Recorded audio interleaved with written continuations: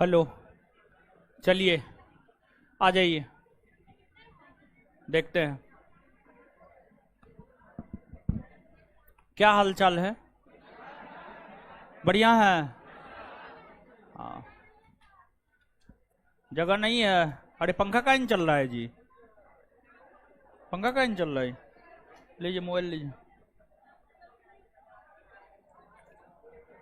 शांत हो जाइए। अब आइए, सबसे पहले रिवीजन करते हैं, फिर आगे बढ़ेंगे।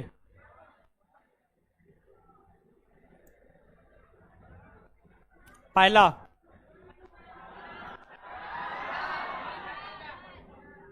हल्ला क्या कर रहे हैं? अब बात सुनाई नहीं दे रहा, नीचे वाले क्लासरूम में चले जाइए, नीचे वाले क्लासरूम में भी लाइव है क्लास, ठीक है? नीचे वाले क्लासरूम में चले जाइए। क्या कीजिएगा अब? अरे कोई पर्व उर्व है, बजा रहा है, बजाने दीजिए। कि जानबूझ करके बजा रहा है? जानबूझ करके कल भी बजा रहा है? पर्व खत्म हो गया, रामनवमी है, इस वजह से भी बजा रहा है। बजाने दीजिए, हल्ला मत कीजिए, हल्ला मत कीजिए।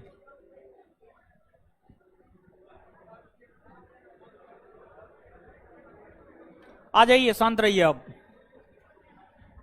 पहला, बिहार। दूसरा, गंगा। कहां से कहां तक? प्रयागराज से लंबाई 1600। बाई तट पर मिलने वाली नदी? हाँ? क्या बोले? रामगंगा, गोमती, घाघरा, गंडक। यमुना एवं सन कौन तट पर? दाई। कौन तट पर? कौन तट पर? गंगा की सबसे बड़ी सहायक नदी यमुना ना। लंबाई 1300।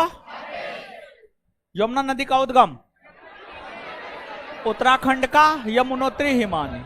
किस स्थान पर गंगा से? प्रयागराज। प्रयाग यमुना नदी के तट पर बसे प्रमुख शहर?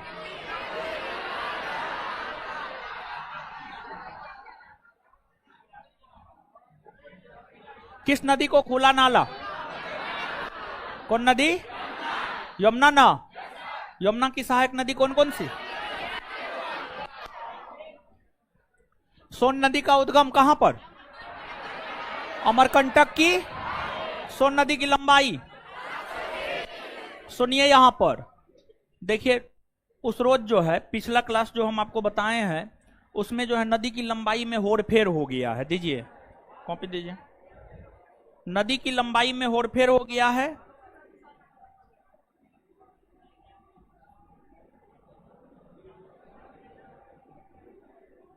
देखिए, सोन नदी का लंबाई 784 किलोमीटर।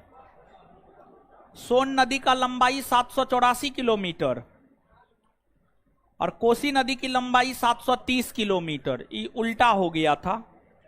सोन नदी की लंबाई 784 किलोमीटर, सोन नदी की लंबाई 784 किलोमीटर और कोसी नदी की लंबाई 730 किलोमीटर। कोसी नदी की लंबाई 730 किलोमीटर, 730 किलोमीटर, ठीक है? सही कर लिए? लीजिए, आगे आइए। महानंदा नदी का उद्गम स्थल? पश्चिम बंगाल का दार्जिलिंग की पहाड़। यह गंगा में किस स्थान पर? फरक्का। कहां पर? फरक्का। कोसी नदी का उद्गम? गोसाई थान। इसकी मुख्य धारा को क्या कहते? अरुणा। क्या कहते हैं? बिहार का शोक? कोसी नदी। कोसी नदी गंगा में किस स्थान पर मिल? कटिहार के कुर्सेला। कटिहार के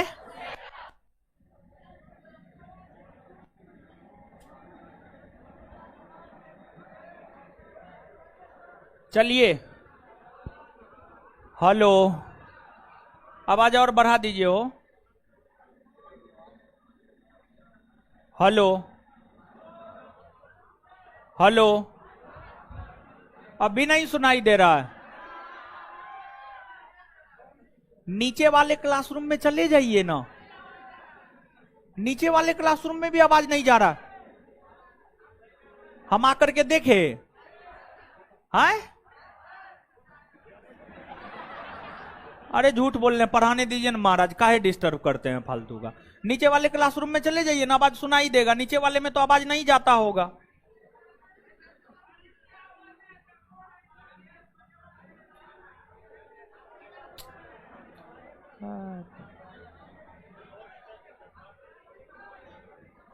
नीचे वाले जिनको आवाज नहीं सुनाई दे रहा, नीचे वाले क्लासरूम में चले जाइए। नीचे वाले क्लासरूम में आवाज सुनाई देगा आपको। झूठ मूठ का डिस्टर्ब कर रहे हैं, पढ़ाने नहीं दे रहे हैं।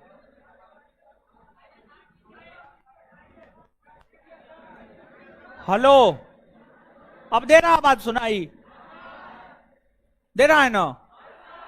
हाँ, शांत रहिए। इसको क्या हुआ है जी? है?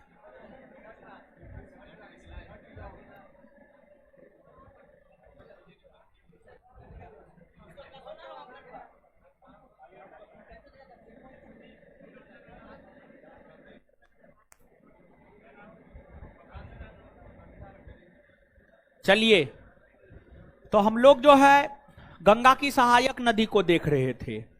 तो गंगा की सहायक नदी में जो है हम लोग यमुना को देखे, सोन को देखे, महानंदा को देखे, कोसी को देखे। अब गंगा की सहायक नदियों में जो आगे है,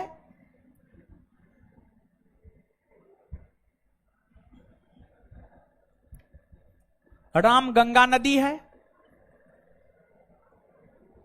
रामगंगा नदी के बाद गोमती है, गोमती नदी है, फिर घाघरा है और फिर गंडक नदी है। कौन नदी है? गंडक। ये सभी नदी भी जो है, ये सभी नदी भी जो है गंगा की सहायक नदियां हैं। गंगा की जो ये सभी सहायक नदियां हैं, देखिए इस नदी के संदर्भ में जो आपके परीक्षा में प्रश्न पूछा जाता है, कौन नदी गंगा से कहां मिलती है, सबसे अधिक महत्वपूर्ण यही है। कौन नदी गंगा से कहां मिलती है, इन नदियों के विषय में सबसे अधिक महत्वपूर्ण जो है आपको यही है। अरे ये काहे आवाज कर रहा है जी? क्या? छोड़िए।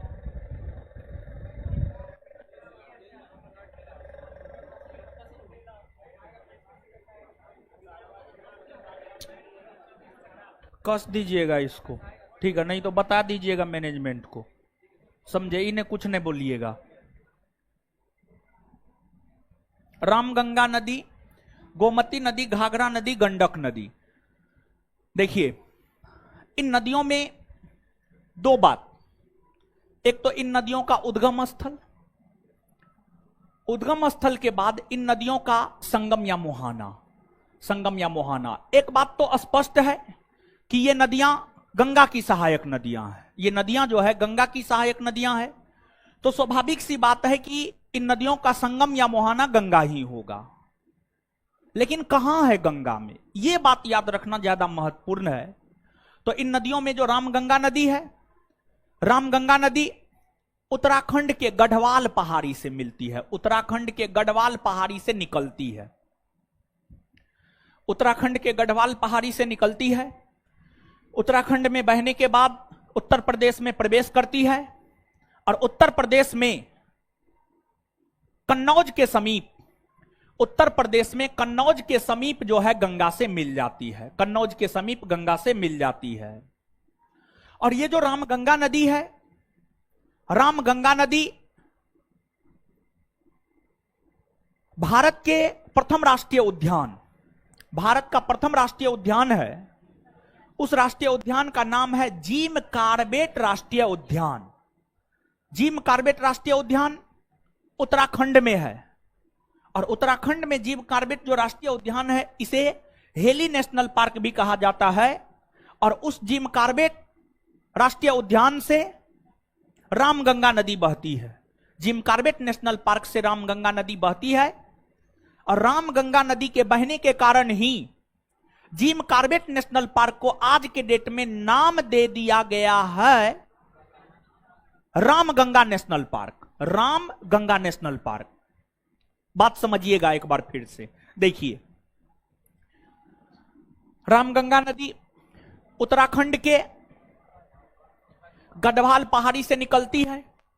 उत्तराखंड में बहने के बाद उत्तर प्रदेश में बहती हुई कन्नौज के समीप गंगा से मिल जाती है। कन्नौज के समीप गंगा से मिल जाती है। यह नदी भारत के प्रथम राष्ट्रीय उद्यान जिम कॉर्बेट नेशनल पार्क से होकर गुजरती है, जिस जिम कॉर्बेट नेशनल पार्क को हेली नेशनल पार्क भी कहा जाता है। और रामगंगा नदी इस नेशनल पार्क से होकर गुजरती है, इसलिए मतलब जिम कॉर्बेट नेशनल पार्क से होकर गुजरते हैं, इसलिए जिम कॉर्बेट नेशनल पार्क का आज के डेट में नाम बदल करके कर दिया गया Ramganga national park. Ramganga national park. इसके बाद आगे है गोमती नदी। गोमती नदी जो है उत्तर प्रदेश के पीलीभीत जिला के फुलहर झील से निकलती है। फुलहर झील,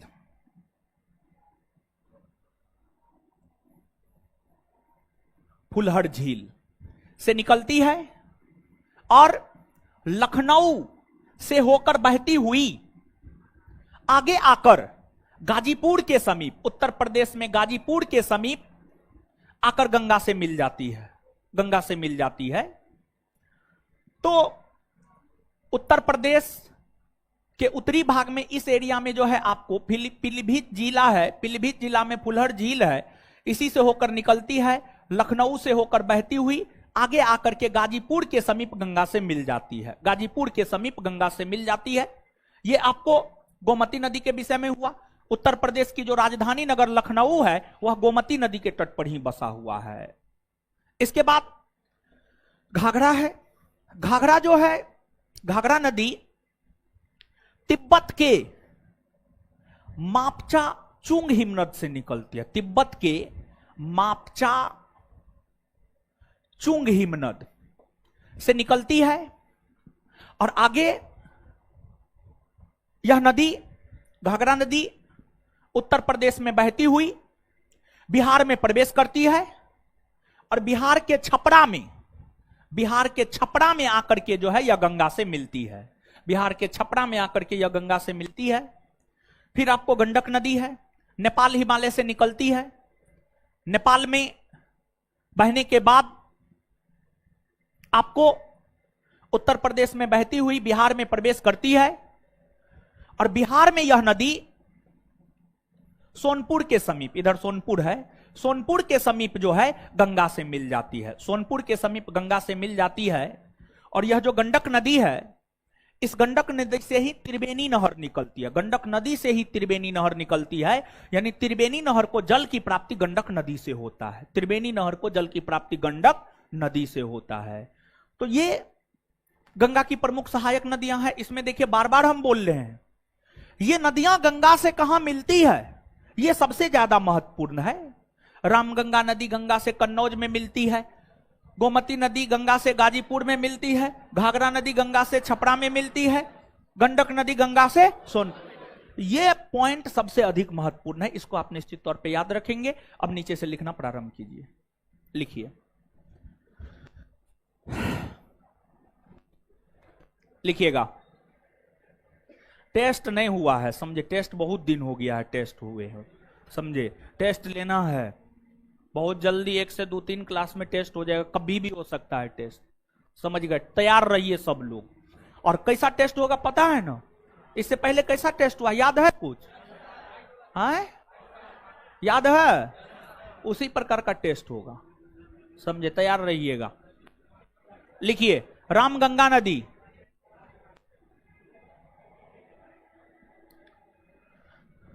रामगंगा नदी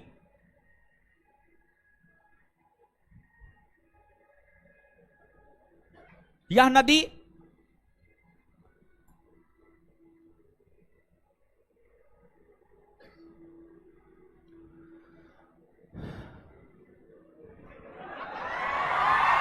देखिए गाना पे कितना ध्यान है। लिखिए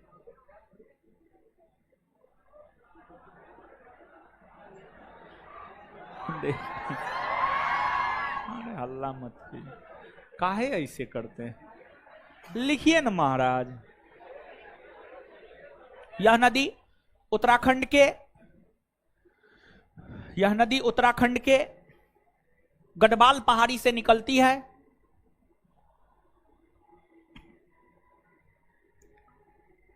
यह नदी उत्तराखंड के गढ़वाल पहाड़ी से निकलती है। Full stop. उत्तराखंड में बहने के बाद यह एक मिनट निकलती है। Full stop. उत्तराखंड में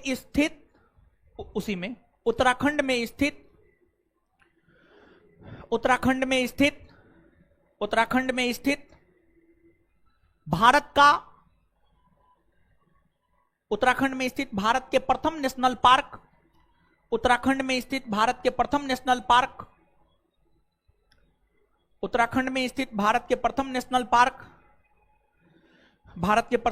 park Jim Corbett national park. Uttarakhand में स्थित भारत के प्रथम national park Jim Corbett national park से होकर जिम कॉर्बेट नेशनल पार्क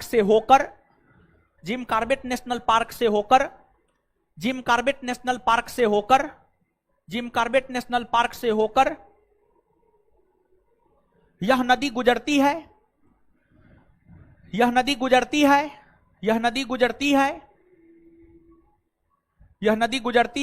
जिस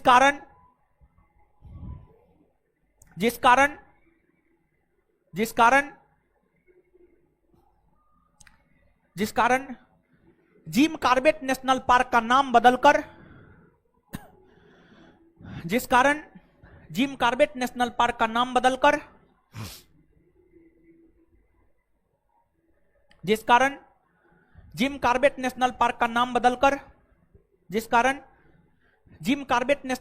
नाम बदलकर रामगंगा नेशनल पार्क कर दिया गया है। रामगंगा नेशनल पार्क कर दिया गया है। जिस कारण जिम कॉर्बेट नेशनल पार्क का नाम बदलकर रामगंगा नेशनल पार्क कर दिया गया है। रामगंगा नेशनल पार्क कर दिया गया है। आगे चलकर रामगंगा नदी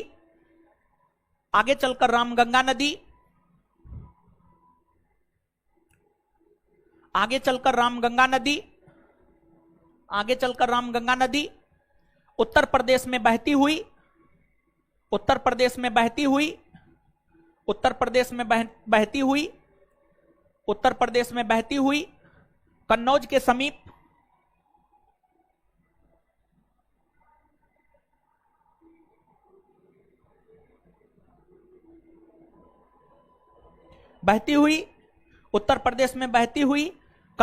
समीप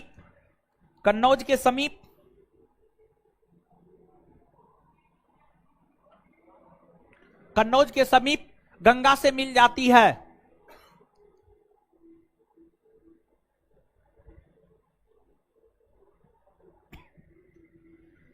कन्नौज के समीप गंगा से मिल जाती है।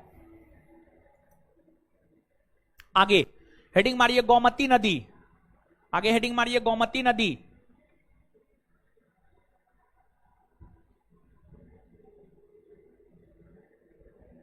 गोमती नदी डैश देकर लिखिए। आगे हेडिंग मारिए गोमती नदी डैश देकर लिखिए। गोमती नदी डैश देकर लिखिए। यह उत्तर प्रदेश के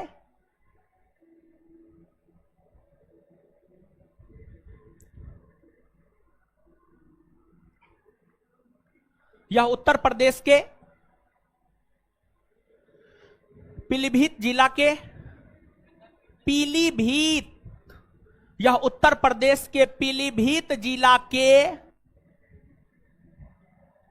यह उत्तर प्रदेश के पीलीभीत जिला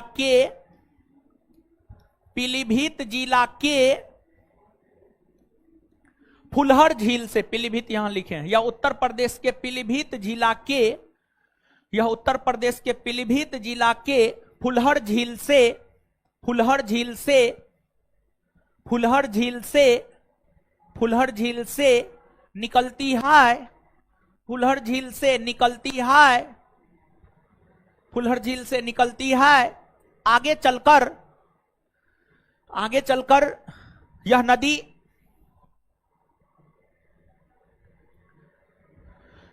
आगे चलकर यह नदी गाजीपुर के समीप गंगा से मिल जाती है। आगे चलकर यह नदी गाजीपुर के समीप गंगा से मिल जाती है। आगे चलकर यह नदी गंगा के समीप, सॉरी, गाजीपुर के समीप गंगा से मिल जाती है, सॉरी, गाजीपुर के समीप गंगा से मिल जाती है। आगे हेडिंग मारिए, घाघरा नदी, घाघरा नदी,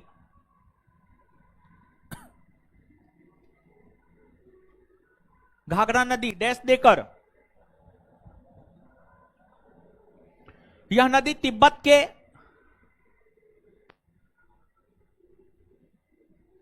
यह नदी तिब्बत के मापचाचुंग हिमनद, सॉरी, यह नदी तिब्बत के मापचाचुंग हिमनद, यह नदी तिब्बत के मापचाचुंग हिमनद से निकलती है।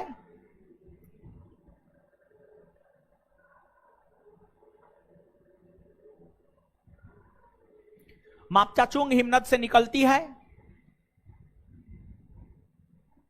आगे उत्तर प्रदेश में बहती हुई,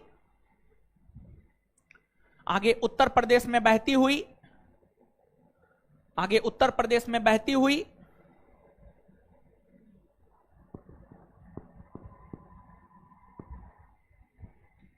उत्तर प्रदेश में बहती हुई बिहार के छपरा,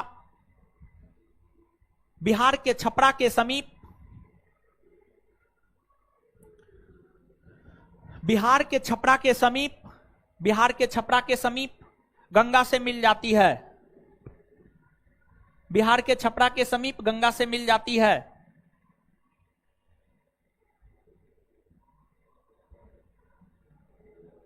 बिहार के छपरा के समीप गंगा से मिल जाती है। आगे गंडक नदी, आगे हेडिंग मारिए, गंडक नदी,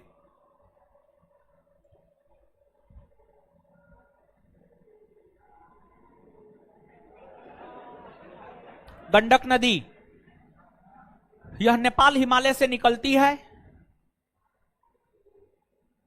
यह नेपाल हिमालय से निकलती है। जो मानचित्र लगाना चाहिए वो लगेबे नहीं किया, दिमाग है ये नहीं तो क्या करेगा, नदी वाला लगाना चाहिए, लगेबे नहीं किया, सीधा फिजिकल लगा दिया। यह नेपाल हिमालय से निकलती है। आगे चलकर,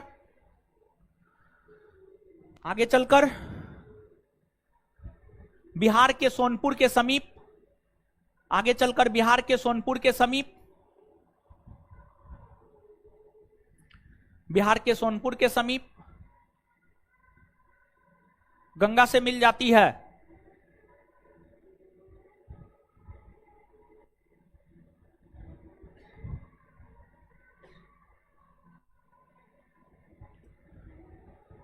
मिल जाती है।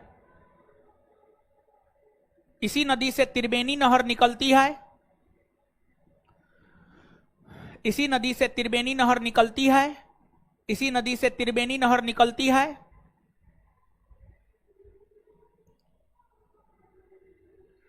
अर्थात हम कह सकते हैं कि, अर्थात हम कह सकते हैं कि, अर्थात हम कह सकते हैं कि त्रिवेणी नहर को जल की प्राप्ति, अर्थात हम कह सकते हैं कि त्रिवेणी नहर को जल की प्राप्ति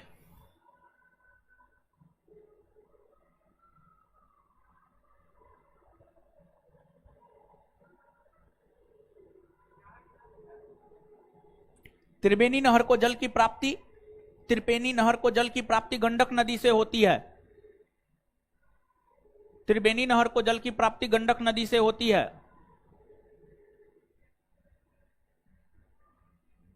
चलिए 1 मिनट में इसको याद कीजिए, ठीक है, फिर आगे बढ़ जाएंगे। रामगंगा नदी कहां से निकलती?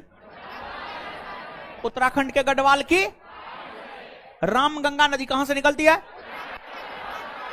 गंगा में कहां मिलती है? हाँ, अच्छा, रामगंगा नदी जो है, रामगंगा नदी जो है किस नेशनल पार्क से होकर गुजर?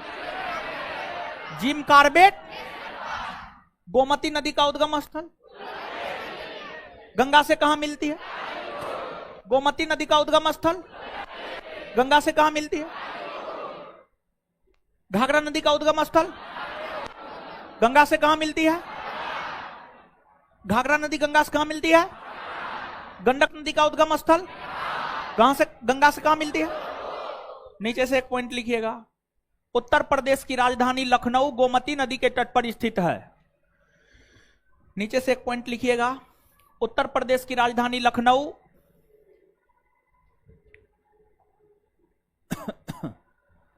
उत्तर प्रदेश की राजधानी लखनऊ,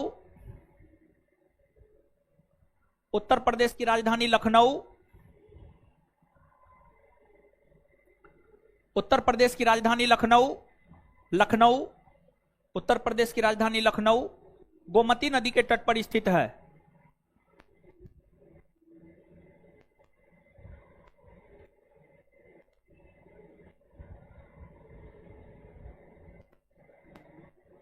चलिए अब आगे हेडिंग मारिए, ब्रह्मपुत्र नदी। इतना बात याद हो गया ना? हाँ, हेडिंग मारिए ब्रह्मपुत्र नदी।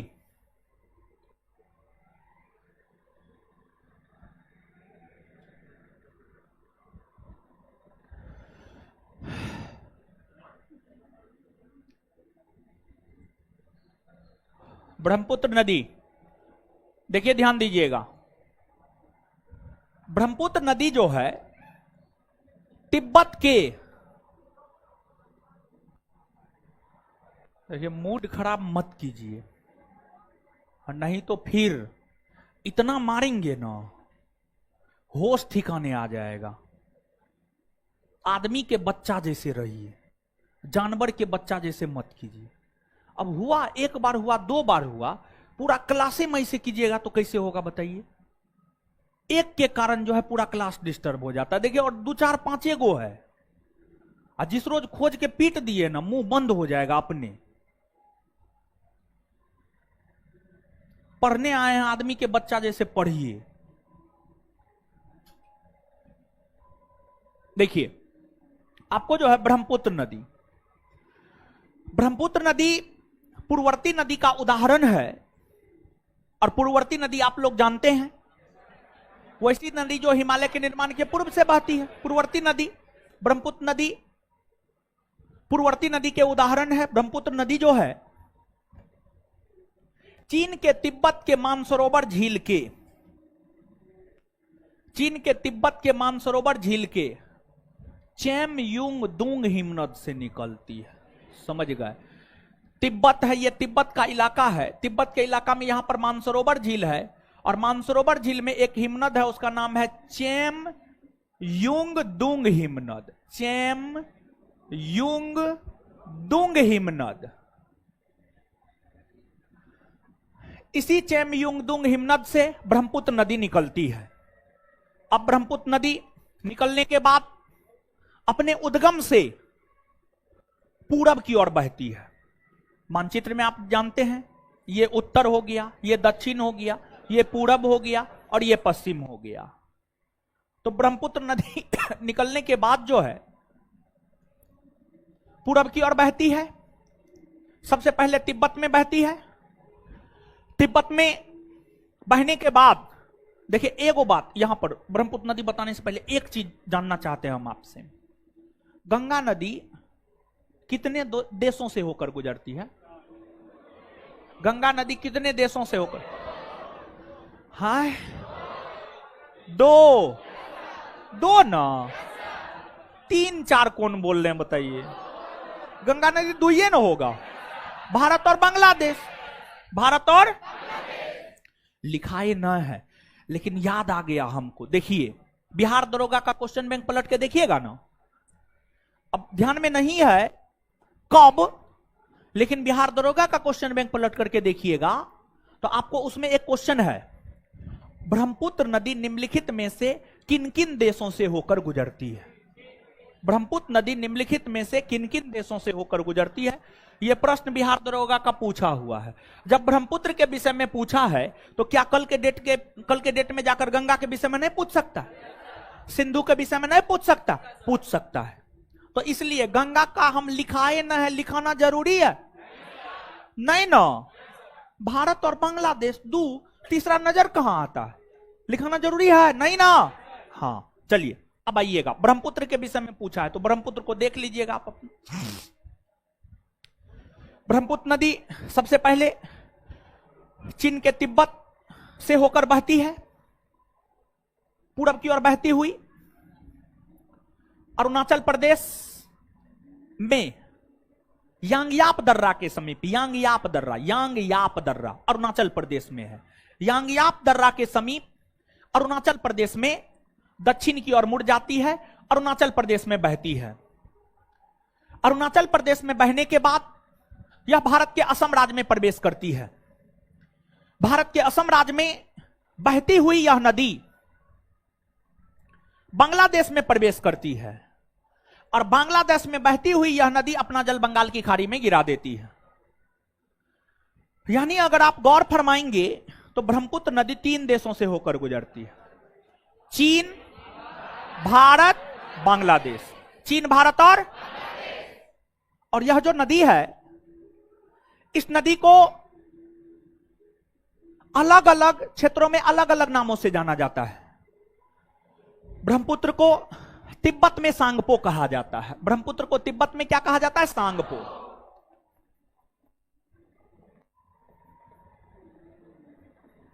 सांगपो कहा जाता है। और जब यह अरुणाचल प्रदेश में आती है तो अरुणाचल प्रदेश में इसे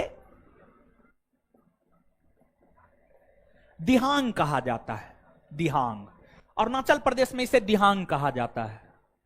और जब यह असम में प्रवेश करती है तो इस नदी को बेसिकली असम में ही ब्रह्मपुत्र कहा जाता है। इस नदी को मुख्य तौर पर असम में ही ब्रह्मपुत्र कहा जाता है। फिर असम के बाद जब यह बांग्लादेश में प्रवेश करती है तो इसे जमुना कहा जाता है, इसे जमुना कहा जाता है। तो इस नदी को बांग्लादेश में जमुना कहा जाता है। क्या कहा जाता है, जमुना। और यह नदी आपको बांग्लादेश में आकर मेघना से मिल जाती है, मेघना।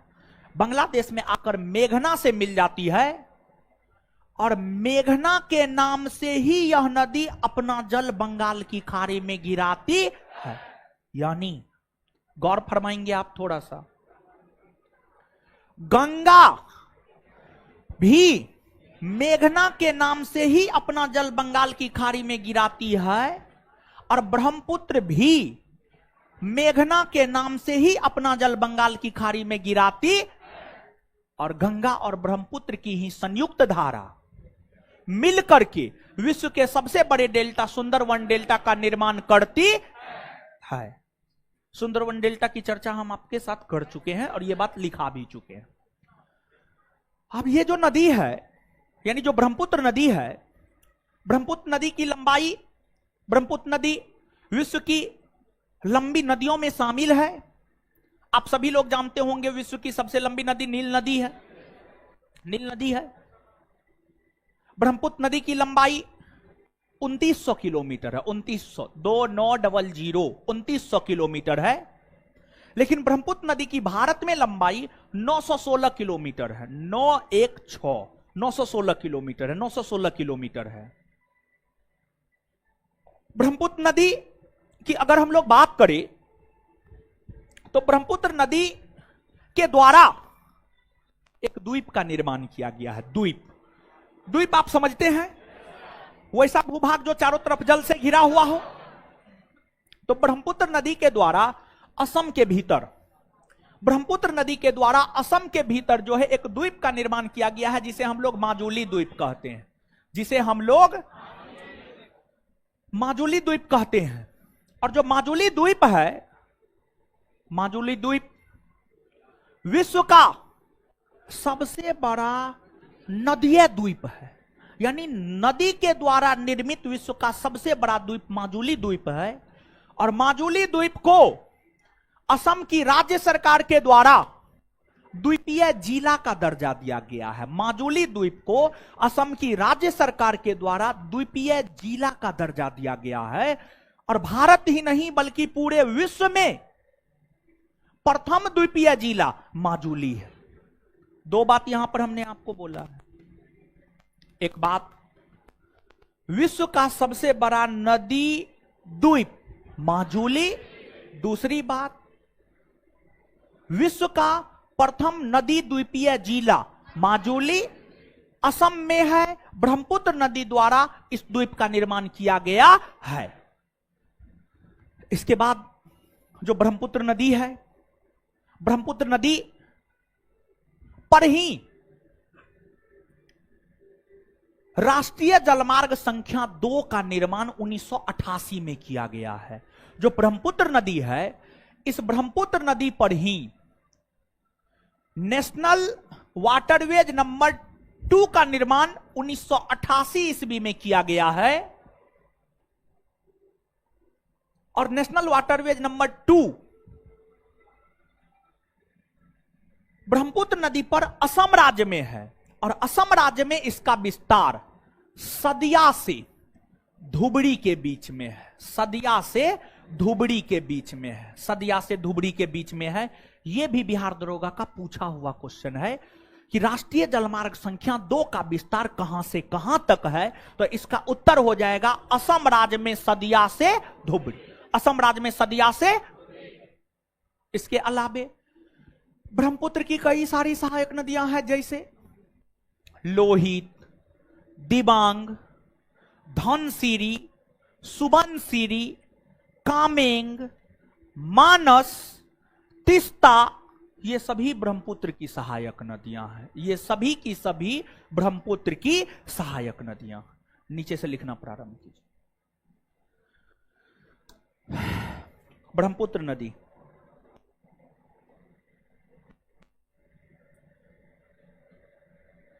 यह एक पूर्ववर्ती नदी का उदाहरण है। यह एक पूर्ववर्ती नदी है, सॉरी, पूर्ववर्ती नदी का उदाहरण नहीं, यह एक पूर्ववर्ती नदी है।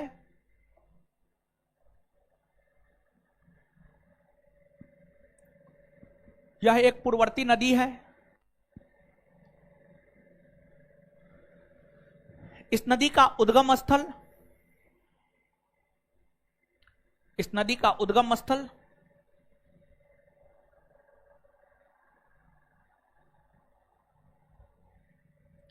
इस नदी का उद्गम स्थल तिब्बत के मानसरोवर झील का, तिब्बत के मानसरोवर झील का, तिब्बत के मानसरोवर झील का। इस नदी का उद्गम स्थल तिब्बत के मानसरोवर झील का। इस नदी का उद्गम स्थल तिब्बत के मानसरोवर झील का। चेम युंग दुंग हिमनद है, बोर्ड पे लिखा हुआ है। चेम युंग दुंग हिमनद है, यहां बोर्ड पे लिखा हुआ है, देख लीजिए। चेम युंग दुंग हिमनद है। चेम युंग दुंग हिमनद है। चेम युंग दुंग हिमनद है। चेम युंग दुंग हिमनद है। यह नदी अपने उद्गम स्थल से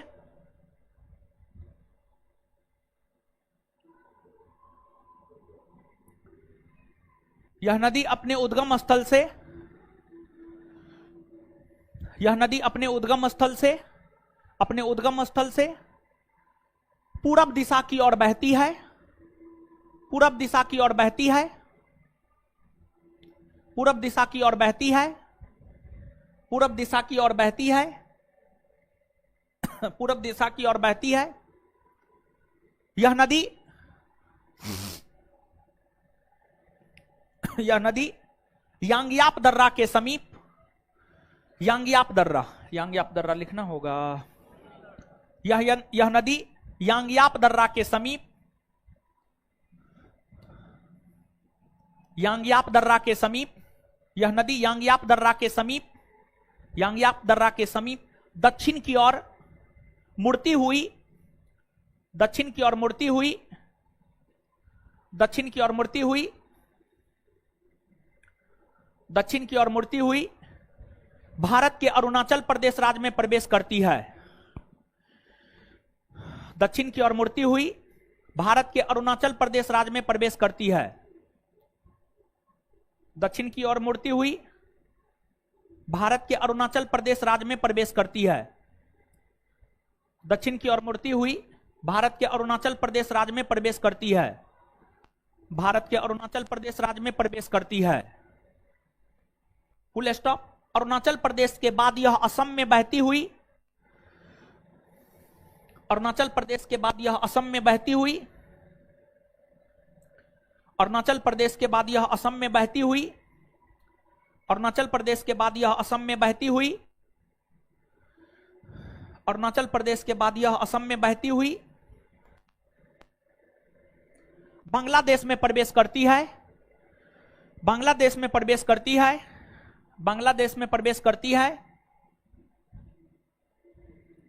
बांग्लादेश में प्रवेश करती है। Full stop. बांग्लादेश के तट पर ही यह नदी, बांग्लादेश के तट पर ही यह नदी, बांग्लादेश के तट पर ही यह नदी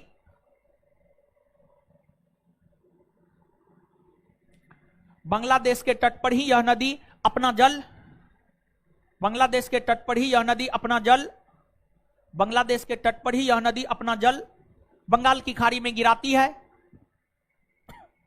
बंगाल की खाड़ी में गिराती है।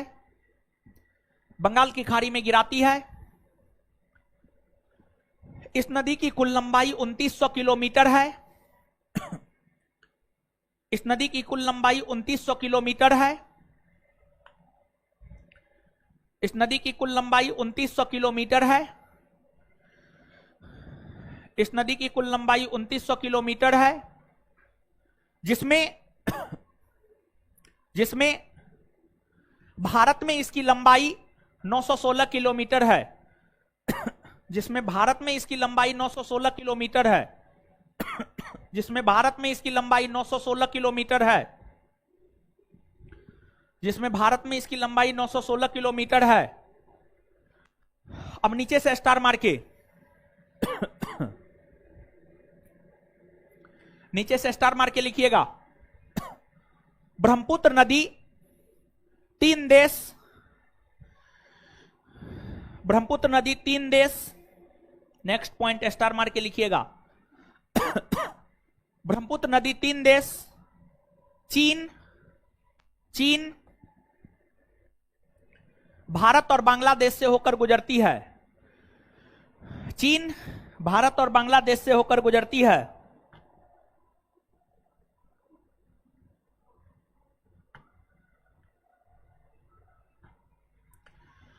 चीन, भारत और बांग्लादेश से होकर गुजरती है। चीन, भारत और बांग्लादेश से होकर गुजरती है। चीन, भारत और बांग्लादेश से होकर गुजरती है। Full stop.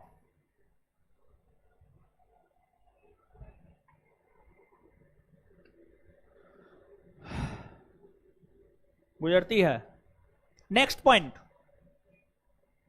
ब्रह्मपुत्र नदी को अलग अलग क्षेत्रों में अलग अलग नाम से जाना जाता है। Next point. ब्रह्मपुत्र नदी को अलग अलग क्षेत्रों में, ब्रह्मपुत्र नदी को अलग अलग क्षेत्रों में, ब्रह्मपुत्र नदी को अलग अलग क्षेत्रों में,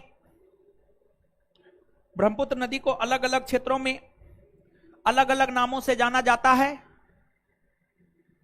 ब्रह्मपुत्र नदी को अलग अलग क्षेत्रों में अलग अलग नामों से जाना जाता है। जैसे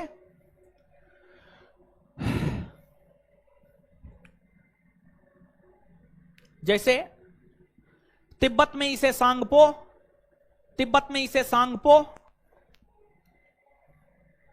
तिब्बत में इसे सांगपो कोमा, तिब्बत में इसे सांगपो कोमा। अरुणाचल प्रदेश में दिहांग, अरुणाचल प्रदेश में दिहांग, अरुणाचल प्रदेश में दिहांग कोमा। असम में ब्रह्मपुत्र, अरुणाचल प्रदेश में दिहांग कोमा, असम में ब्रह्मपुत्र, असम में ब्रह्मपुत्र। और बांग्लादेश में जमुना कहा जाता है, और बांग्लादेश में जमुना कहा जाता है। और बांग्लादेश में जमुना कहा जाता है, और बांग्लादेश में जमुना कहा जाता है।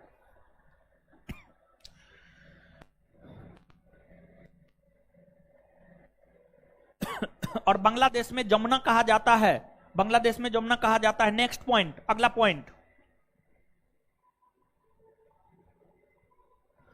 ब्रह्मपुत्र नदी के द्वारा ही असम राज्य में,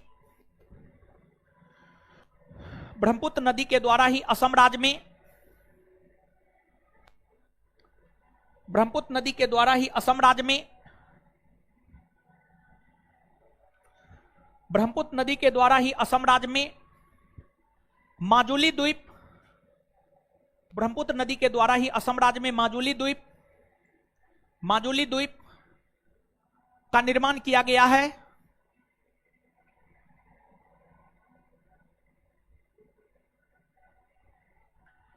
माजुली द्वीप का निर्माण किया गया है, जो कि विश्व का सबसे बड़ा नदी द्वीप है। माजुली द्वीप का निर्माण किया गया है, जो कि विश्व का सबसे बड़ा नदी द्वीप है, जो कि विश्व का सबसे बड़ा नदी द्वीप है।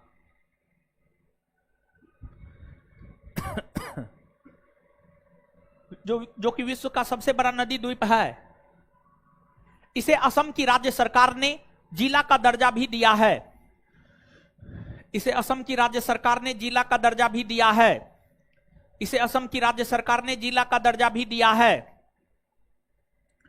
इसे असम की राज्य सरकार ने जिला का दर्जा भी दिया है, इसे असम की राज्य सरकार ने जिला का दर्जा भी दिया है।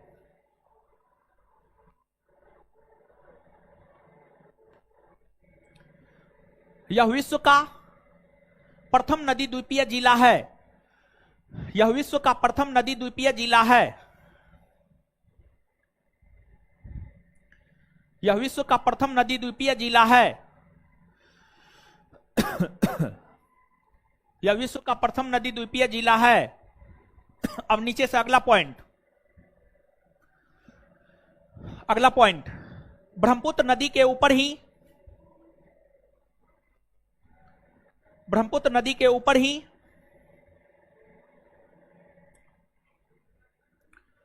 ब्रह्मपुत्र नदी के ऊपर ही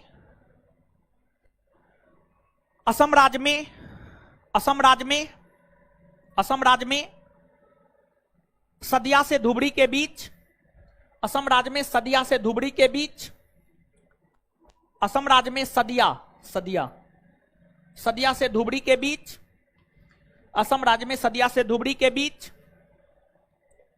असम राज्य में सदिया से धुबरी के बीच, सदिया से धुबरी के बीच राष्ट्रीय जलमार्ग संख्या 2, राष्ट्रीय जलमार्ग संख्या 2, राष्ट्रीय जलमार्ग संख्या 2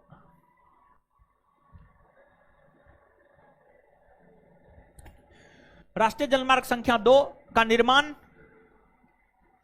राष्ट्रीय जलमार्ग संख्या 2 का निर्माण किया गया है। राष्ट्रीय जलमार्ग संख्या 2 का निर्माण 1988 ईस्वी में किया गया है। राष्ट्रीय जलमार्ग संख्या 2 का निर्माण 1988 ईस्वी में किया गया है।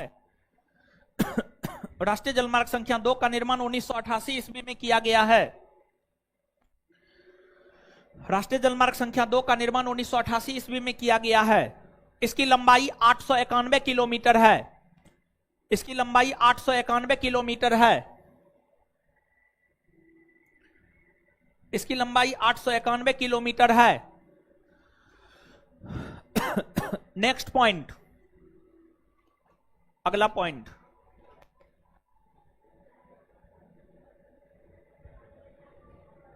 अगला पॉइंट, मानस, मानस, कामेंग, लोहित, लोहित, धनसिरी, सुबनसिरी, सुबनसिरी, दिहांग,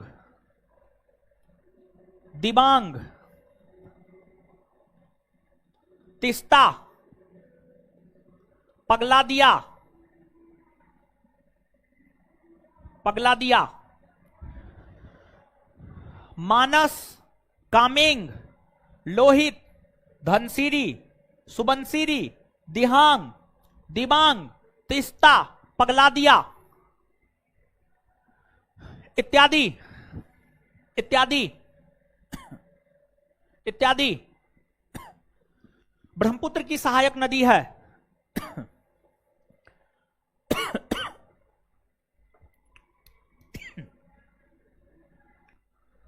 इत्यादि ब्रह्मपुत्र की सहायक नदी है।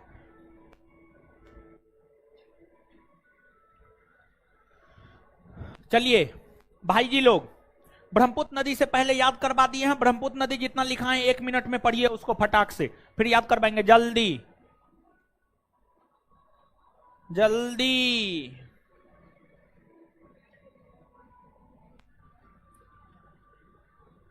पढ़िए पढ़िए पढ़िए।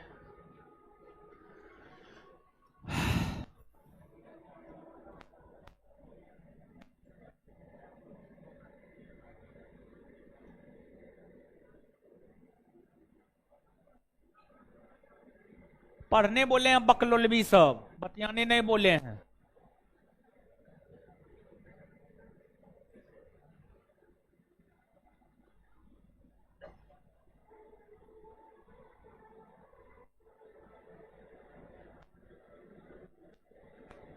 पढ़ लिए हीरो साहब?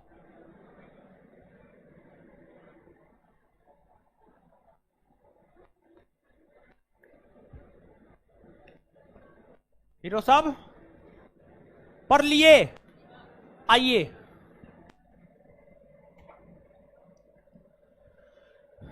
ब्रह्मपुत्र नदी किस प्रकार के नदी के उदाहरण? पूर्ववर्ती। ब्रह्मपुत्र नदी किस नदी के उदाहरण है? उद्गम स्थल चेमयोंगदोंग ब्रह्मपुत्र नदी का उद्गम स्थल। यह अपने उद्गम से पूरब की ओर बहती है या पश्चिम की ओर? किधर? कितने देशों में बहती? पहला, दूसरा, तीसरा। अच्छा, पूरब की ओर बहती हुई कौन दर्रा के समीप दक्षिण की ओर? यांगयाप भारत में प्रवेश कौन राज्य से करती है? अरुणाचल। और उसके बाद कौन राज्य में बहती? उसके बाद बांग्लादेश में बहती हुई अपना जल बंगाल की खाड़ी में गिराती है। इसकी लंबाई 2900 किलोमीटर। ब्रह्मपुत्र की लंबाई 2900, भारत में इसकी लंबाई 916। इस नदी को अलग अलग क्षेत्रों में अलग अलग नाम से जाना जाता है, हाँ या ना? तिब्बत में, अरुणाचल प्रदेश, असम, बांग्लादेश, जमुना। इसके बाद आगे बताइएगा कि ब्रह्मपुत्र नदी के द्वारा असम राज्य में कौन सा द्वीप का निर्माण? माजुली द्वीप कौन राज्य में है? कौन नदी द्वारा निर्मित है? विश्व का प्रथम नदी द्वीपीय जिला कौन है? माजुली ना। चलिए, राष्ट्रीय जलमार्ग संख्या 2 कौन नदी पर है? ब्रह्मपुत्र नदी पर। राष्ट्रीय जलमार्ग संख्या 2 कौन नदी पर है? कौन नदी पर? ब्रह्मपुत्र नदी पर। कौन राज्य में? असम। कौन राज्य में? कहां से कहां? सदिया से मानस, कामेंग, लोहित, धनसिरी, सुबनसिरी, दिहांग, दिबांग, तिस्ता, पगलादिया किसकी सहायक नदी? ब्रह्मपुत्र नदी अपना जल बंगाल की खाड़ी में कौन नाम से गिरा? मेघना। ई लाइन नहीं लिखे हैं, लिखिए। एक और पॉइंट लिखिए ब्रह्मपुत्र नदी में।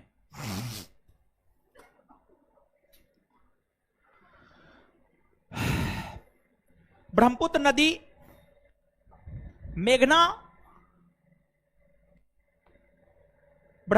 मेघना नदी से जाकर बांग्लादेश में मिलती है। ब्रह्मपुत्र नदी मेघना नदी से जाकर बांग्लादेश में मिलती है। ब्रह्मपुत्र नदी मेघना नदी से जाकर बांग्लादेश में मिलती है।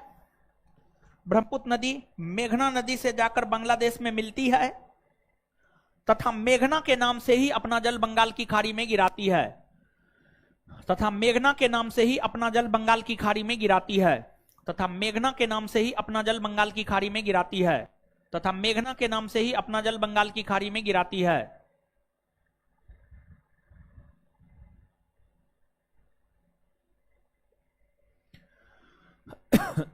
तथा मेघना के नाम से ही अपना जल बंगाल की खाड़ी में गिराती है। चलिए अब हेडिंग मारिए सिंधु नदी। सिंधु नदी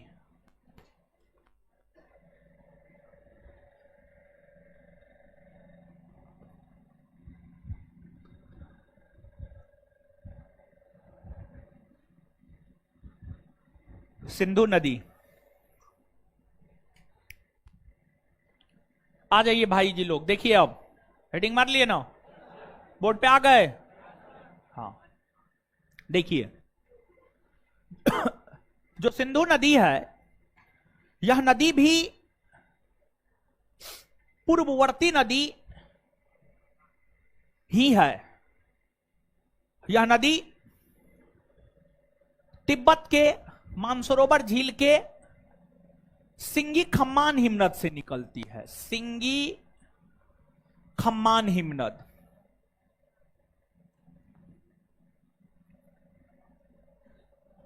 तिब्बत के मानसरोवर झील के सिंगी खम्मान हिमनद से निकलती है और यह नदी अपने उद्गम स्थल से पश्चिम की ओर बहती है।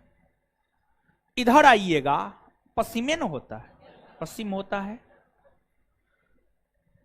यह नदी सिंगी खम्मान हिमनद से निकलती है, पश्चिम की ओर बहती है, पर पश्चिम की ओर बहती हुई लद्दाख में प्रवेश करती है, लद्दाख में बहती हुई पाकिस्तान में प्रवेश करती है, पाकिस्तान में बहती हुई अपना जल अरब सागर में गिराती है, अपना जल अरब सागर में गिराती है।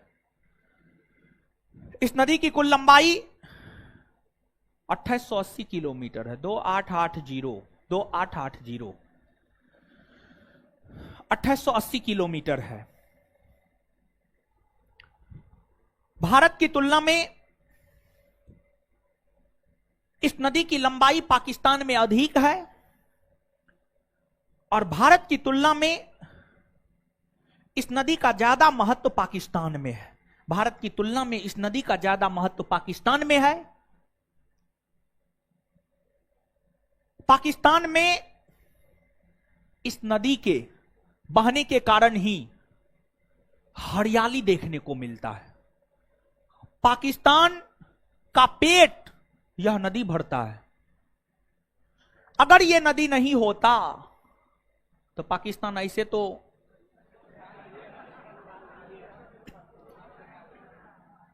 तो पाकिस्तान की स्थिति खराब है ही और खराब हो जाती।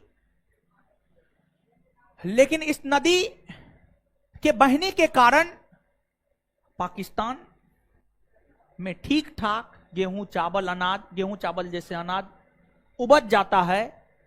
इसलिए इस नदी को पाकिस्तान की जीवन रेखा कहा जाता है। इस नदी को पाकिस्तान की जीवन रेखा कहा जाता है, पाकिस्तान की जीवन रेखा कहा जाता है। और देखिए जो सिंधु नदी है इसकी ऐसे तो कई सारी सहायक नदियां हैं, लेकिन सिंधु की सहायक नदियों में सबसे महत्वपूर्ण सहायक नदी में पंचनद का नाम आता। पंचनद, पंचनद के अंतर्गत झेलम, चेनाब, रावी, ब्यास, सतलज, यही 5 नदियों को पंचनद कहा जाता है। झेलम, चिनाब, रावी, ब्यास, सतलज, इसको पंचनद कहा जाता है। यह पंचनद सिंधु की सबसे महत्वपूर्ण सहायक नदी है और सिंधु तथा उसकी जो सहायक नदियां हैं, ये सभी नदियां भारत के साथ साथ पाकिस्तान में भी बहती है। भारत के साथ साथ पाकिस्तान में भी बहती है। लेकिन ध्यान देने वाली बात यह है कि सिंधु की सहायक नदियों में ब्यास एक ऐसी सहायक नदी है जो सिर्फ और सिर्फ भारत में बहती है, वो पाकिस्तान में नहीं बहती है। एक बार गौर से इस बात को फिर से ध्यान से सुनिएगा। सिंधु की यूं तो कई सारी सहायक नदियां हैं, लेकिन सिंधु की सहायक नदियों में मुख्यतः पंचनद का जिक्र आता है, जिसमें झेलम, चिनाब, रावी, ब्यास, सतलज आता है। इन पंचनद में ब्यास सिंधु की एक ऐसी सहायक नदी है जो सिर्फ और सिर्फ भारत में बहती है। उसके अलावे सिंधु तथा उनकी अन्य सभी सहायक नदियां भारत और पाकिस्तान दोनों देश में बहती है। इसलिए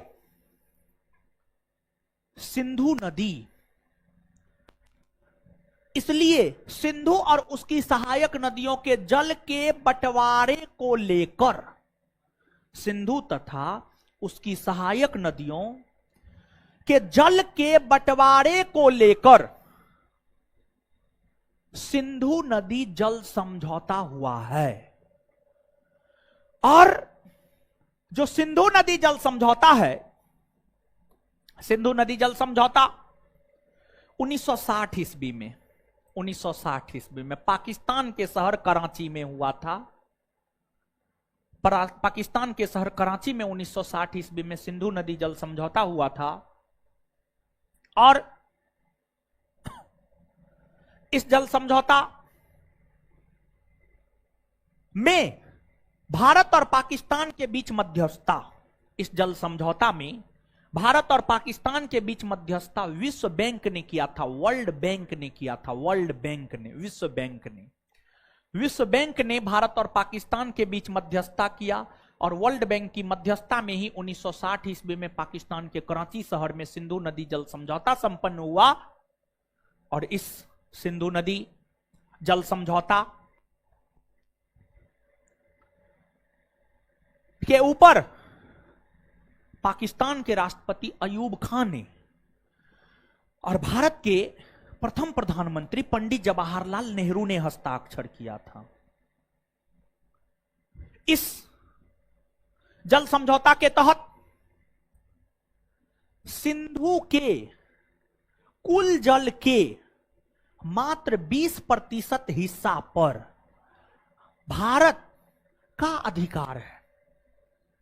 बाद बाकी सिंधु नदी के 80% जल पर पाकिस्तान का अधिकार है, पाकिस्तान का अधिकार है। एक तो यह बात कहा गया। दूसरी बात यह कही गई, सिंधु, चेनाब, झेलम, सिंधु, चेनाब, झेलम, सिंधु, चेनाब, झेलम, ये तीनों नदी के ऊपर, इन तीनों नदियों के जल के ऊपर पाकिस्तान का अधिकार जतलाया गया तथा रावी, ब्यास और सतलज, रावी, ब्यास और सतलज पर भारत का अधिकार जतलाया गया।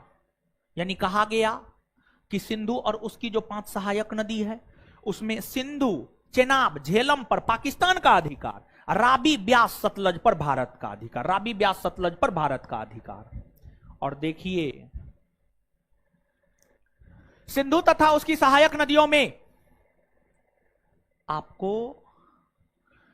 सिंधु और सतलज चीन के तिब्बती क्षेत्र से निकलता है। वहीं जो रावी है, ब्यास है, रावी है, ब्यास है, चिनाब है, झेलम है, ये सब भारत से निकलती है।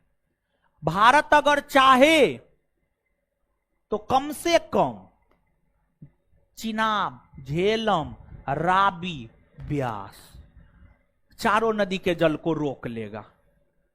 पाकिस्तान का हक्का बक्का बंद हो जाएगा, समझिएगा, पाकिस्तान बर्बाद हो जाएगा। भारत अगर चाहे ना, पाकिस्तान को 2 मिनट में बर्बाद कर सकता। भारत अगर चाह ले तो पानी रोक लेना, टोटल पानी ये रोक ले। और जैसे मानव शरीर में सबसे ज्यादा जल ही है, 70% के आसपास जल ही है। देखिए, बीमारी होने का सबसे बड़ा कारण पानी की कमी, शरीर में पानी की कमी बीमारी होने का सबसे बड़ा कारण है। चाहे हम बीमार पड़े या आप बीमार पड़े, ऐसे तो बीमारी के बहुत सारे कारण होते हैं, लेकिन उसमें एक मूल फैक्ट होता है पानी। भारत रोक लेना सिंधु और उसकी सहायक नदियों का पानी, नानी याद आ जाएगा पाकिस्तान को, समझ गए। लेकिन भारत ऐसा कायरता वाला कदम कभी उठाएगा ही नहीं। लेकिन अगर यही चीज पाकिस्तान के साथ होता, पाकिस्तान निश्चित तौर पर रोक देता। इसलिए प्रकृति ने पाकिस्तान को यह अधिकार दिया ही नहीं, समझ गए। बात यह है, जैसे नदी सब जो निकलती है, नदी सब का जो उद्गम स्थल है, वैसा थोड़े है कि मानव द्वारा निर्मित है ना, मानव थोड़े बनाया है ना, ऐसी कोई बात नहीं, मानव नहीं बनाया, प्रकृति द्वारा प्रदत्त, समझ गए। तो अब यहां पर कुछ चीज को आप लिखिए, फिर आगे जो है बताएंगे, फिर लिखाएंगे, ठीक है। लिखिए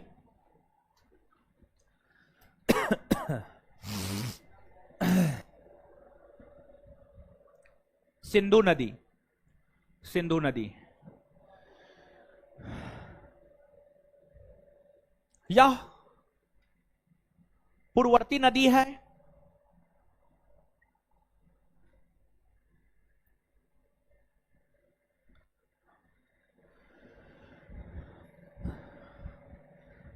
पूर्ववर्ती नदी है।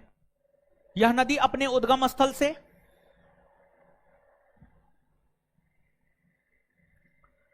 यह नदी अपने उद्गम स्थल से पश्चिम की ओर बहती है।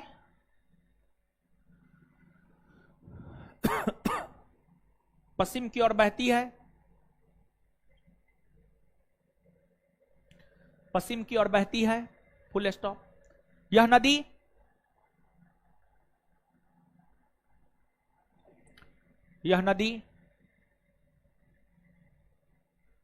भारत के एकमात्र केंद्र शासित प्रदेश लद्दाख से होकर बहती हुई, यह नदी भारत के एकमात्र केंद्र शासित प्रदेश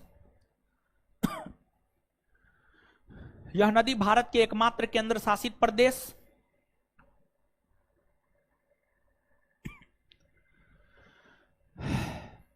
यह नदी भारत के एकमात्र केंद्र शासित प्रदेश लद्दाख से होकर बहती हुई, लद्दाख से होकर बहती हुई पाकिस्तान में प्रवेश करती है।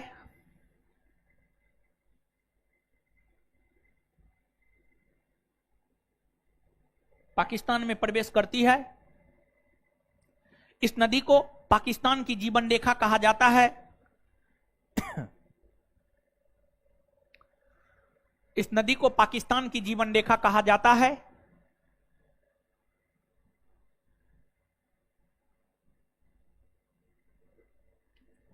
इस नदी को पाकिस्तान की जीवन रेखा कहा जाता है।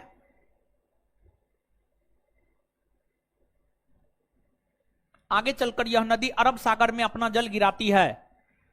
आगे चलकर यह नदी अरब सागर में अपना जल गिराती है।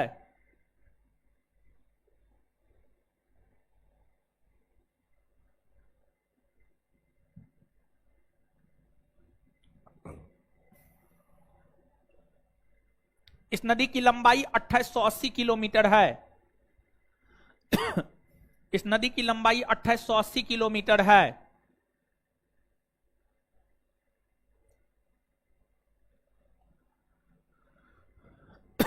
यह नदी भी विश्व के 3 देश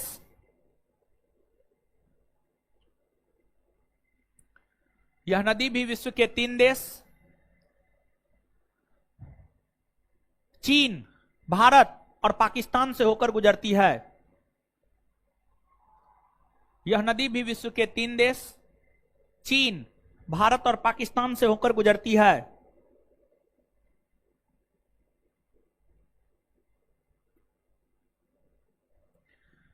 इसकी प्रमुख सहायक नदियां, इसकी प्रमुख सहायक नदियों के अंतर्गत पंचनद आता है। इसकी प्रमुख सहायक नदियों के अंतर्गत पंचनद आता है। इसकी प्रमुख सहायक नदियों के अंतर्गत पंचनद आता है। पंचनद आता है। पंचनद आता है।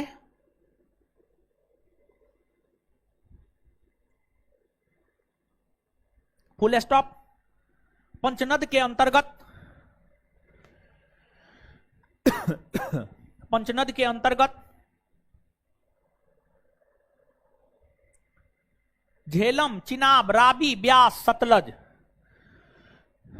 पंचनद के अंतर्गत झेलम, चिनाब, रावी, ब्यास, सतलज।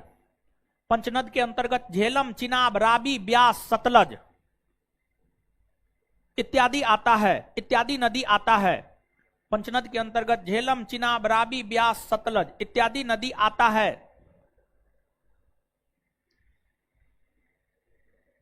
अब नीचे से हेडिंग मारिए सिंधु नदी जल समझौता। नीचे से हेडिंग मारिए सिंधु नदी जल समझौता।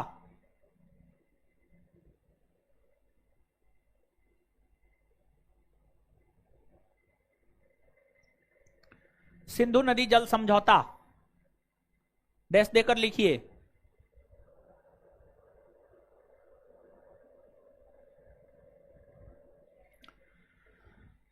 सिंधु और उसकी सहायक नदियों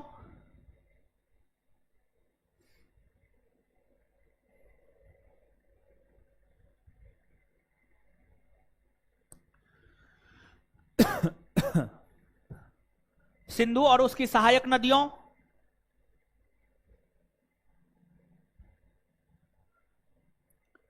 सिंधु और उसकी सहायक नदियों के सिंधु और उसकी सहायक नदियों के जल के बंटवारे को लेकर सिंधु और उसकी सहायक नदियों के जल के बंटवारे को लेकर सिंधु और उसकी सहायक नदियों के जल के बंटवारे को लेकर विश्व बैंक की मध्यस्थता में विश्व बैंक की मध्यस्थता में विश्व बैंक की मध्यस्थता में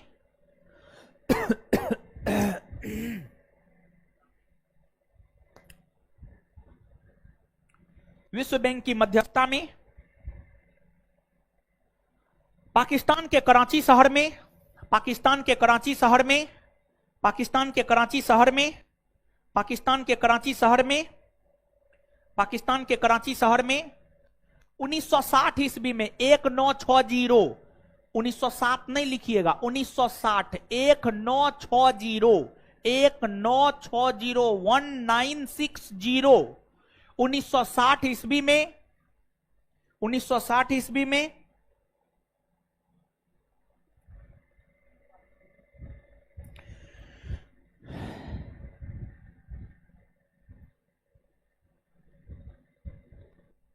भारत और पाकिस्तान के बीच भारत और पाकिस्तान के बीच भारत और पाकिस्तान के बीच समझौता हुआ। भारत और पाकिस्तान के बीच समझौता हुआ। भारत और पाकिस्तान के बीच समझौता हुआ। इस समझौता में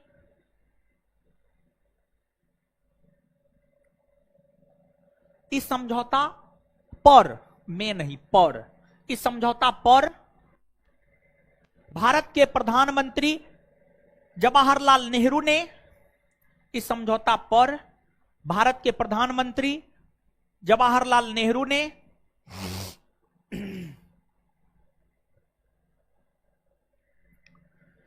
तथा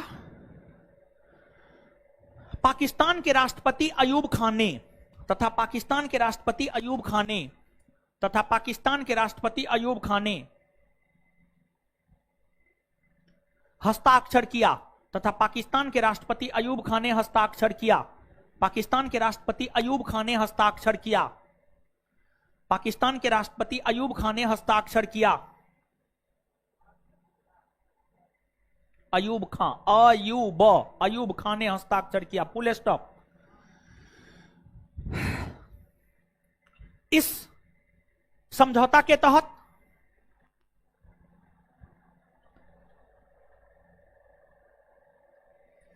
इस समझौता के तहत सिंधु नदी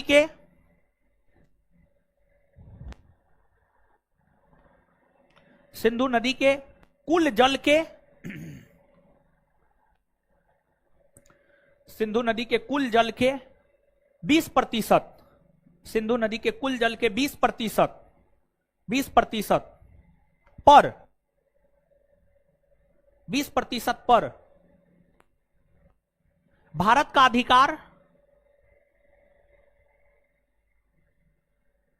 और 80% पर पाकिस्तान का अधिकार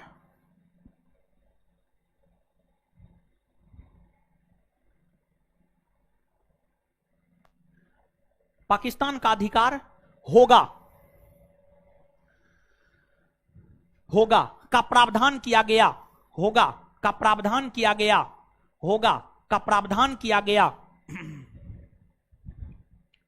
तथा इस समझौता में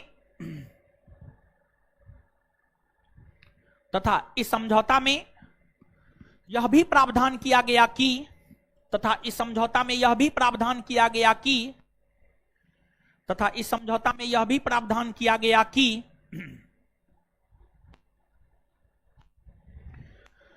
सिंधु चेनाब और झेलम, सिंधु चेनाब और झेलम जैसी नदियों पर, सिंधु चेनाब और झेलम जैसी नदियों के जल पर, सिंधु चेनाब और झेलम जैसी नदियों के जल पर, सिंधु चेनाब और झेलम जैसी नदियों के जल पर पाकिस्तान का अधिकार होगा, पाकिस्तान का अधिकार होगा तो वहीं, पाकिस्तान का अधिकार होगा तो वहीं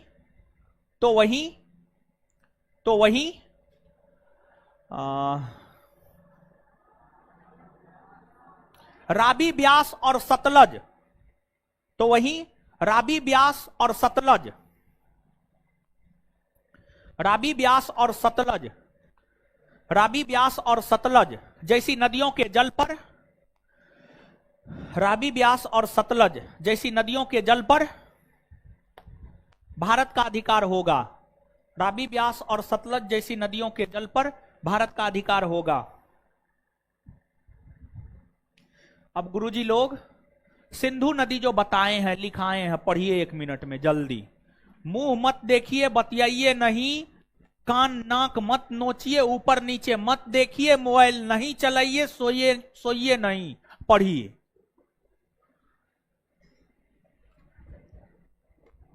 पढ़िए जो लिखाए अभी सिंधु नदी में।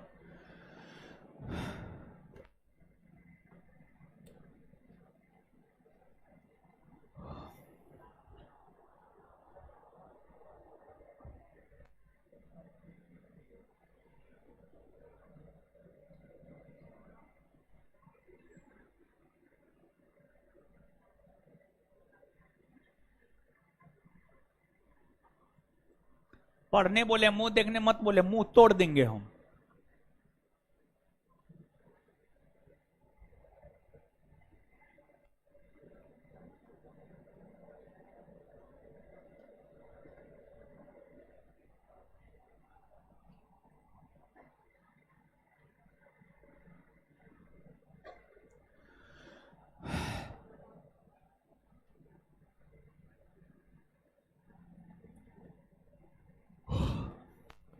पढ़ लिए।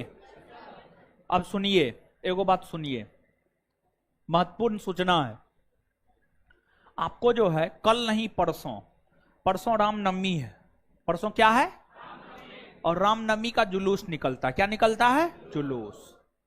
और थोड़ा जुलूस जो है अनियंत्रित जुलूस होता है, जिस वजह से जो है यातायात में अवरोध की स्थिति रहती है। इसी के मद्देनजर परसों आपका क्लास बंद रहेगा। परसों, कल नहीं, परसों आपका क्लास बंद रहेगा। और दूसरी बात यह है कि परसों आपका क्लास नहीं है, लेकिन क्लास नहीं होने के बावजूद भी क्लास है।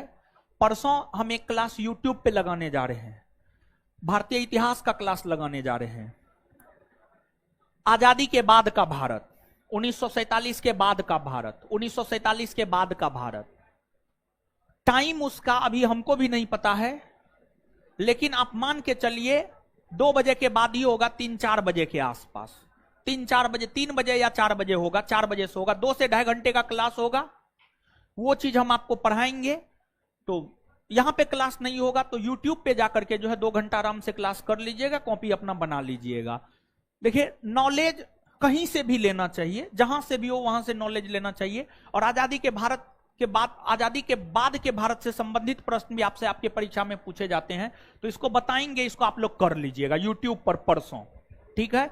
तो क्लास ना होने के बावजूद भी आपका क्लास है। बात समझ पा रहे हैं आप?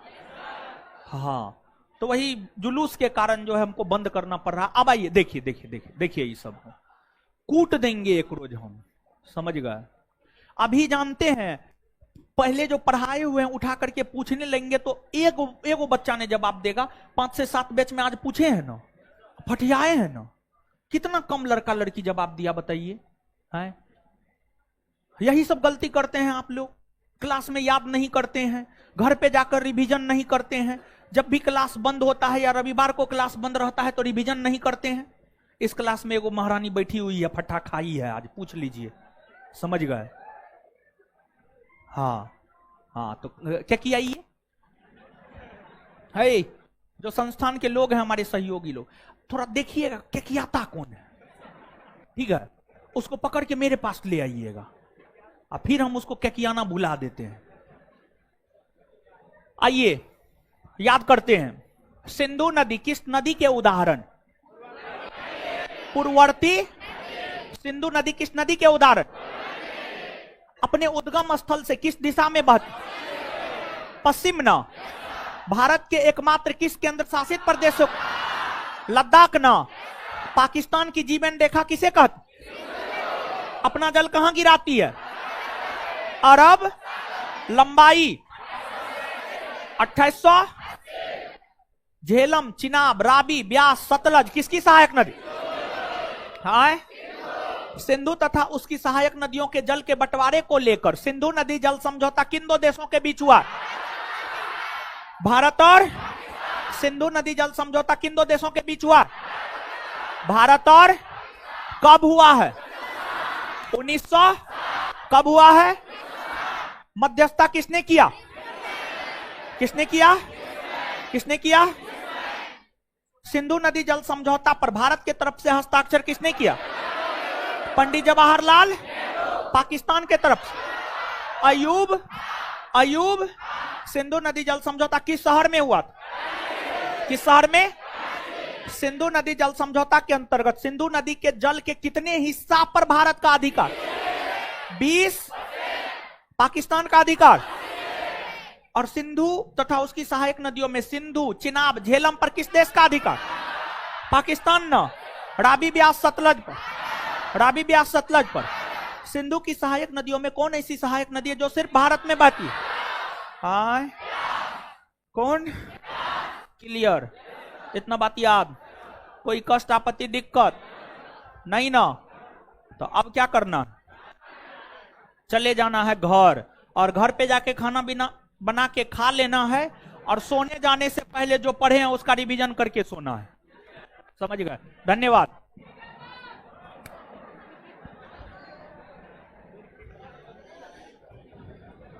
चलिए, इससे आगे ऑनलाइन वाले लोग अगले क्लास में मिलते हैं। ऑनलाइन काटे नहीं ना है जी?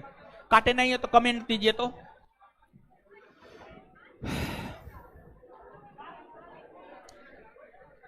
मोबाइल भी दीजिए मेरा।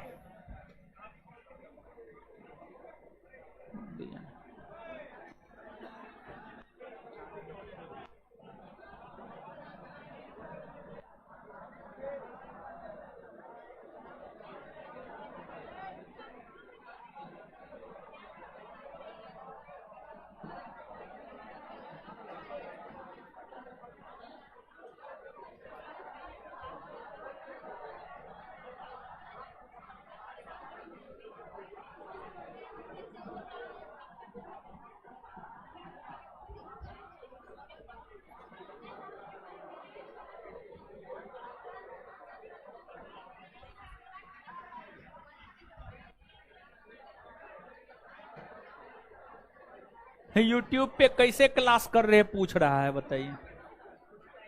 हे भगवान, टाइम टेलीग्राम पर मिल जाएगा, टेलीग्राम पर सूचना देंगे।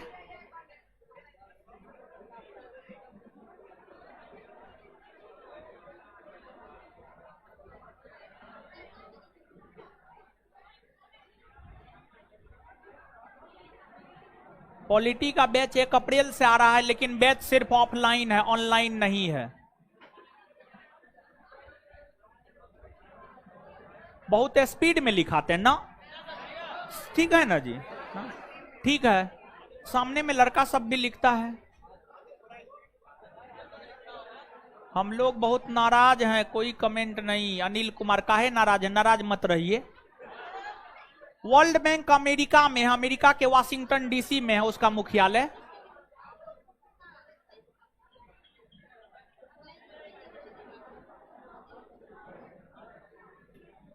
सिंधु का उद्गम नहीं लिखाए हैं हो, हे भगवान।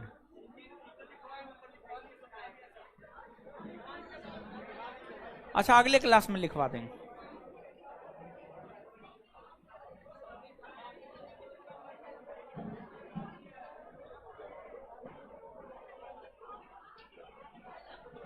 अगले क्लास में लिखवा देंगे।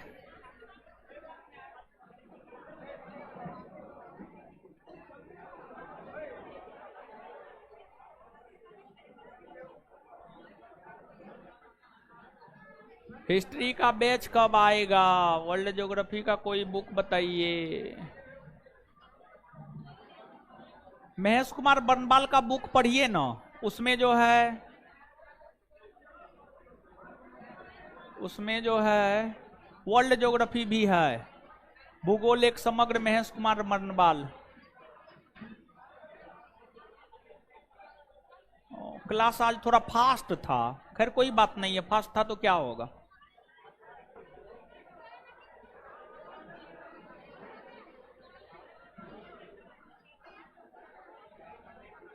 पॉलिटी का बैच ऑनलाइन भी ना, ऑनलाइन ना देंगे। सुबह वाला बैच है, ऑनलाइन वाला लड़का सब फालतू फालतू कमेंट करता है, मूड खराब सुबह सुबह हो जाएगा, सारा बैच गड़बड़ हो जाएगा, ठीक है। इसलिए ना ऑनलाइन नहीं देंगे, सिर्फ ऑफलाइन रहेगा। ऑनलाइन पर एकदम नहीं। अब पढ़ाते हैं तो क्या करेंगे, हम आपसे बात करेंगे, आपका कमेंट पढ़ेंगे तो हो गया ना, तब हो गया ध्यान, पढ़ाए ना।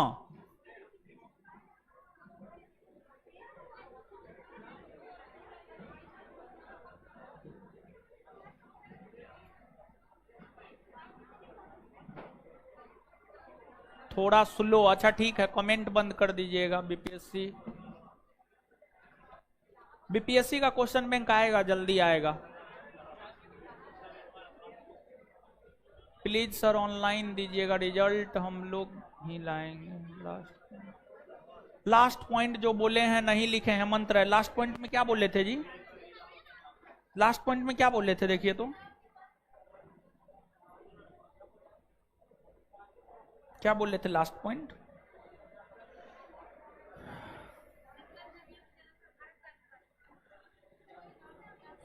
वहीं रावी, ब्यास और सतलज जैसी नदियों के जल पर भारत का अधिकार होगा। वहीं रावी, ब्यास और सतलज जैसी नदियों के जल पर भारत का अधिकार होगा। लास्ट पॉइंट यही बोले थे।